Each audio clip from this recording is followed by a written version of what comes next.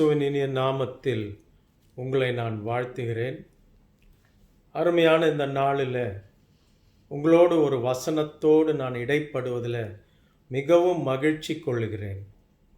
இந்த நாளின் வசனம் சங்கீதத்தின் புஸ்தகம் 13ஆம் அதிகாரம் 1வது வசனம். கர்த்தாவே, எதுவரைக்கும் என்னை மறந்திருப்பீர்? எதுவரைக்கும் உம்முடைய முகத்தை எனக்கு மறைப்பீர்? பாருங்கள், தாவீது இந்த இடத்துல ஆண்டவரை எதுவரைக்கும் எதுவரைக்கும் என்று கேள்வி கேட்பதை நாம் பார்க்குறோம். இது தாவீதை ஒரு பொறுமையற்ற நிலையில் நம்ம பார்க்குறோம். ஆங்கிலத்தில் சொல்ல வேண்டுமென்றால் இம்பேஷன்ஸ். அதாவது ஒருவேளை தாவீது சத்ருவின் போராட்டத்தில் இருக்கலாம். அதனால் அவர் இருதயத்தில் கேள்வி, எதுவரைக்கும்பா, எதுவரைக்கும் என்னை மறந்துருப்பீங்க? எதுவரைக்கும் உம்முடைய முகத்தை எனக்கு மறைப்பீங்க? அடுத்த வசனம் பார்த்தீங்கன்னா சத்ருக்களை பற்றி சொல்கிறார். பாருங்க, நம்முடைய வாழ்க்கையில் கூட நமக்கு நிறைய நேரம் பொறுமை இல்லாமல் போகுது. பாருங்க, ஏதாவது ஒரு சந்தர்ப்பத்தில் நம்ம பொறுமை இழந்து விடுபவர்களாக காணப்படுகிறோம். ஆனால் ஆவிக்குரிய கனிகளில் ஒன்று பொறுமை. பாருங்க, பொறுமையாக இருப்பதுனால எவ்வளோ பெரிய காரியத்தை கூட நம்முடைய வாழ்க்கையில் நாம் சாதிக்க முடியும். ஆண்டவர் பல இடங்களிலே பொறுமையாக இருக்கிறார். நம்மளையும் பொறுமையாக இருக்க சொல்கிறார். வேதத்தில் ஒரு பகுதி இருக்குது. அந்த பகுதியை இப்போ பார்க்க போகிறோம். பாருங்க, ஒரு மனுஷனை குறித்து இங்கே பேசப்படுகிறது. 1 சாமுவேலின் புஸ்தகம் 13ஆம் அதிகாரம் 1ஆம் வசனம் வாசித்து பார்ப்போம். சவுல் ராஜ்ய பாரம் பண்ணி 1 வருஷம் ஆயிற்று. அவன் இஸ்ரவேலை 2ஆம் வருஷம் அரசாண்ட போது இஸ்ரவேலில் 3000 பேரை தனக்கு தெரிந்து கொண்டான். அவர்களில் 2000 பேர் சவுலோடு கூட மிக்மாசிலும் பெத்தேல் மலையிலும், 1000 பேர் யோனத்தானோடு கூட பென்யமின் நாட்டில் உள்ள கிபியாவிலும் இருந்தார்கள். இது சவுல் ராஜாவை குறித்து பேசுகிறது. இஸ்ரவேல் புத்திரருக்கு முதல் ராஜா சவுல். அவர் ராஜாவாகி 1 வருஷம் முடிந்து விட்டது. 2வது வருடம் இது. அப்போது இந்த இடத்துல பார்க்குறோம், அவர் 3000 பேரோட ஒரு இடத்துல இருக்கிறாரு. யோனத்தான் ஒரு 1000 பேரோட, அவர் இன்னொரு இடத்துல. அவர்களில் 2000 பேர் சவுலோடு கூடவும் 1000 பேர் யோனத்தானோடும் இருக்கிறார்கள். இப்போ என்ன நடந்திருக்கு?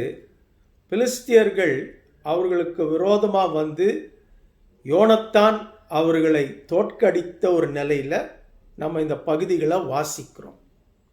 பிறகு என்ன நடக்குது?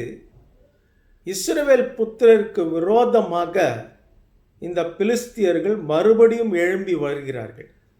பாருங்கள், 13ஆம் அதிகாரம் 5ஆம் வசனத்தில் வாசித்து பார்த்தால், பெலிஸ்தர் இஸ்ரவேலோடு யுத்தம் பண்ணும்படி 30,000 ரதங்களோடும் 6000 குதிரை வீரரோடும் கடற்கரை மணலத்தனை ஜனங்களோடும் கூடிக்கொண்டு வந்து பெத்தவேலுக்கு கிழக்கான மிக்மாசிலே பாளையம் இறங்கினார்கள்.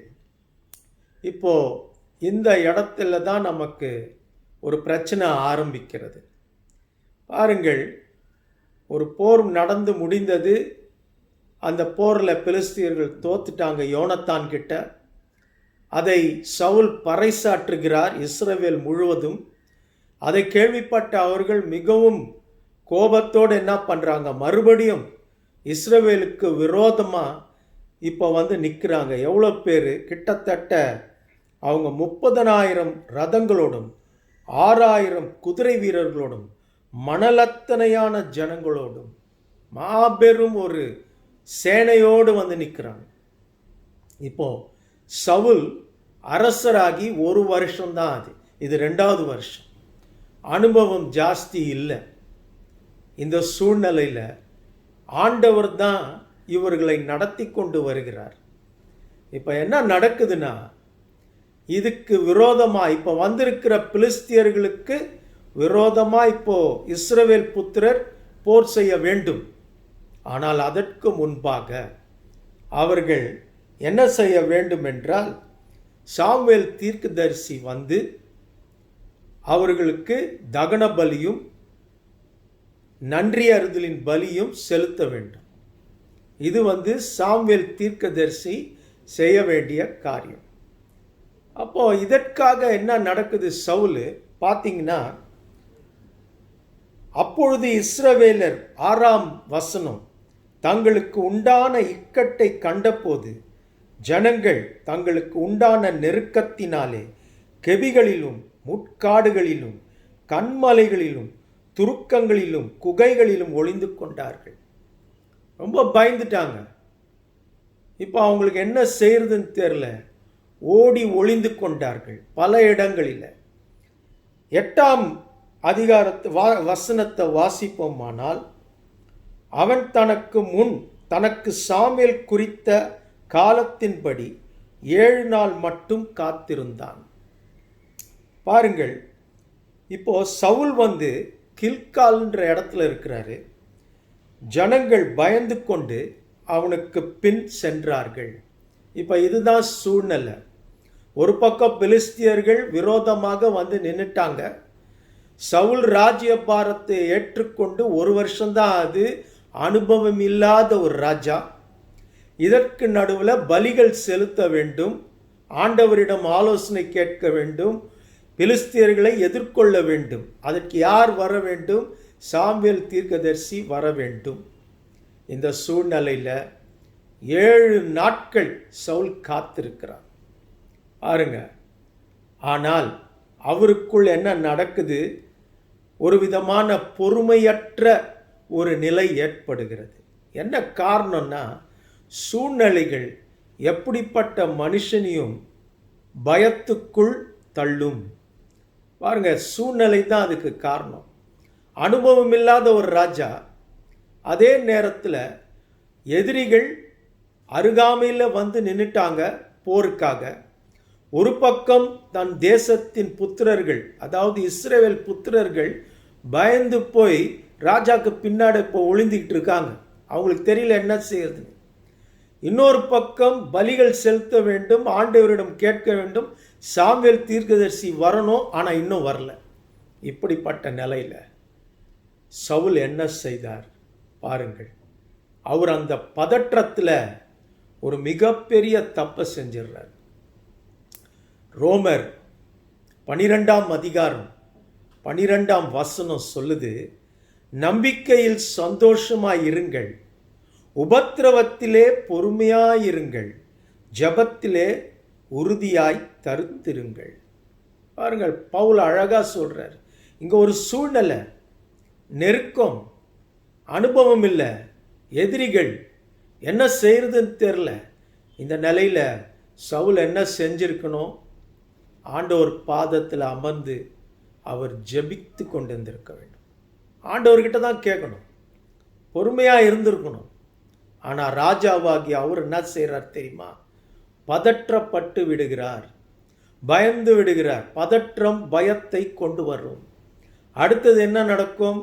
எப்பேற்பட்ட ஞானியாய் இருந்தாலும், விவேகியாய் இருந்தாலும், வீரனாக இருந்தாலும், பதற்றம் அவனை பயத்துக்குள் தள்ளும். பயம் தவறு செய்ய வைக்கும். இங்க என்ன பண்ணிடுறாரு பாருங்க, 9ஆம் வசனம் வாசிக்கிறேன். அப்பொழுது சவுல், சர்வாங்க தகன பலியும் சமாதான பலிகளையும் என்னிடத்தில் கொண்டு வாருங்கள் என்று சொல்லி சர்வாங்க தகன பலியை செலுத்தினான். இது யார் செலுத்தணும்? சாமுவேல் தீர்க்கதரிசி செலுத்தணும்.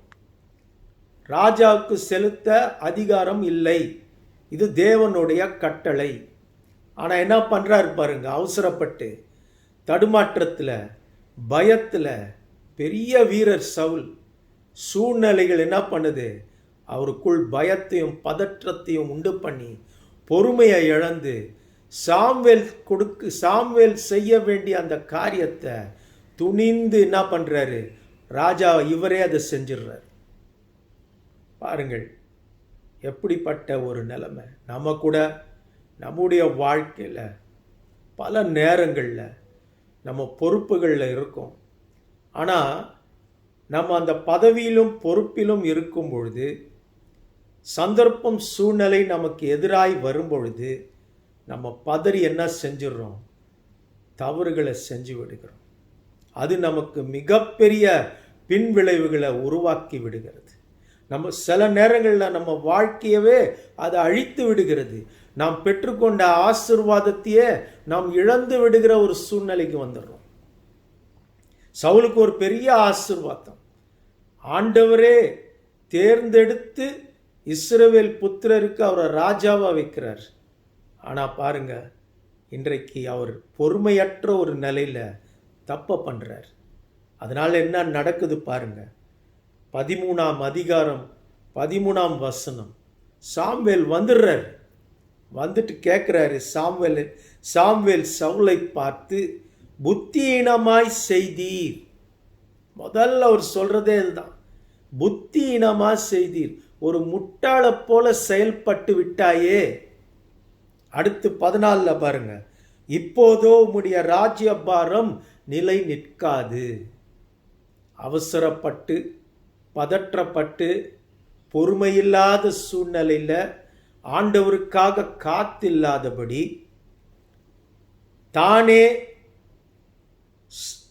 தானே வந்து சாம்வேல் செய்ய வேண்டிய காரியத்தை தானே செய்ததுனால கர்த்தர் முன்பாக அவர் விழுந்து விட்டார். சொல்றாரு பாருங்க, புத்தியினமாய் நடந்தீர், இனி இந்த ராஜ்யபாரம் நிலை நிற்காது.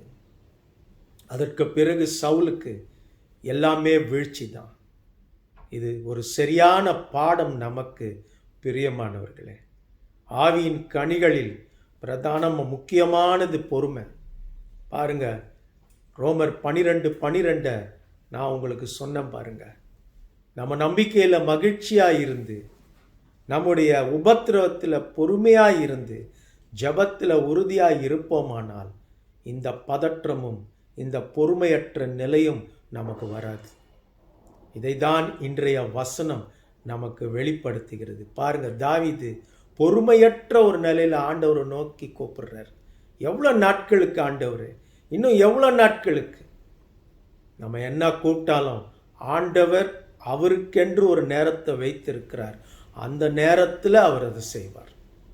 நமக்கும் கூட பிரியமானவர்களே, என்ன தேவைகள் இருந்தாலும், என்ன போராட்டம் இருந்தாலும், நாம் ஆண்டவர்கிட்ட பொறுமையாய் காத்திருப்போமானால் வெற்றி நிச்சயம். ஏனென்றால் தாமதித்தாலும் ஆண்டவர் அதை சிறப்பாய் செய்து முடிப்பார். நாம் விசுவாசிக்க வேண்டும். நாம் ஜெபிப்போமா?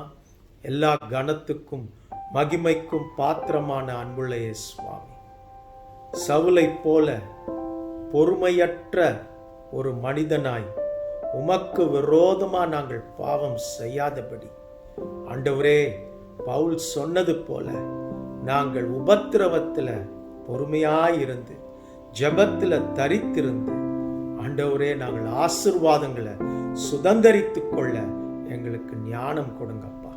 தொடர்ந்து இந்த செய்தியை கேட்டுக்கொண்டிருக்கும் ஒவ்வொருத்தரையும் நீர் ஆசீர்வதிங்க. துதிகன மகிமை யாவும் மக்கே உரியது. இயேசுவின் நாமத்தில் கேட்கிறோம். ஆமென். God bless you.